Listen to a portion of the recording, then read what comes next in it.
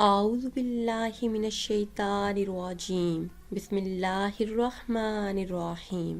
ناظرین و سامعین، ایک نئے ویڈیو کے ساتھ آپ کی خدمت میں حاضر ہیں۔